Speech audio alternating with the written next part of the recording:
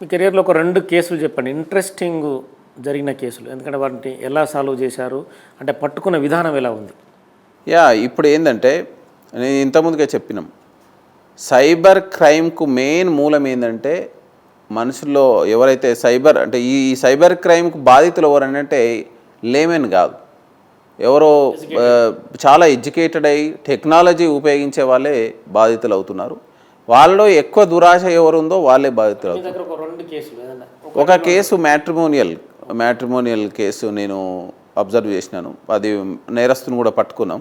So వివరాలు నేను పేర్లతో సహా చెప్పను, కానీ అయితే అక్యూజుడు matrimonial.com ఏదైతే మనకు వెబ్సైట్లు ఉందో అందులో అతను అప్లోడ్ చేసుకున్నాడు, రిజిస్టర్ అయి ఉన్నాడు. ఈ లేడీ ఎవరైతే మ్యారేజ్ చేసుకునే ఉద్దేశంతో ఆమె రిజిస్టర్ చేసుకుంది.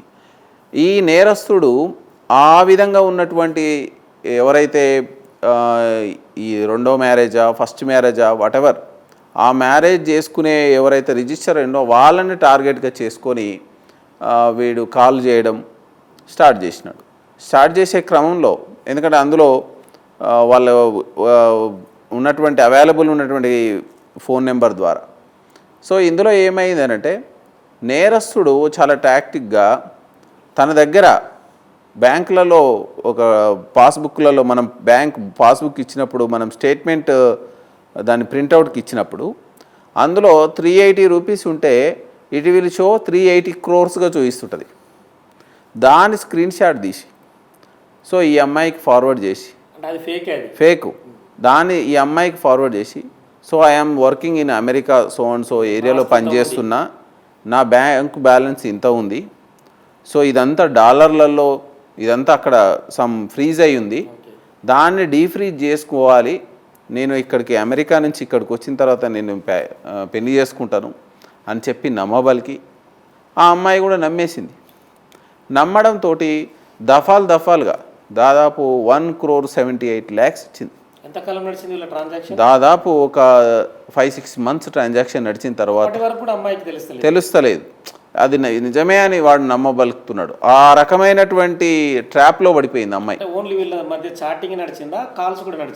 Chatting, phone calls, even is Telugu, ఈమె తెలుగు, సో అట్లా ఈజీగా కనెక్ట్ అయిపోయిన తర్వాత ఆమె ఎప్పుడైతే అతన్ని మీద కంప్లైంట్ చేయడం, ఆ తర్వాత మేము ఒక స్పెషల్ టీమ్స్ పంపించడం, ఆ స్పెషల్ టీమ్స్ ఎఫర్ట్స్ తోటి ఇవన్నీ సక్సెస్ఫుల్గా పట్టుకొని తీసుకొచ్చి అరెస్ట్ చేసినాం. అంటే అతను ఇండియాలోనే ఆపరేట్ చేసిండు ఇదంతా? ఇండియాలో ఉండి నేను అమెరికాలో, మన ఆంధ్రప్రదేశ్ ఇక్కడే ఉండి అమెరికాలో ఉన్నట్టు నటింపజేసిండు.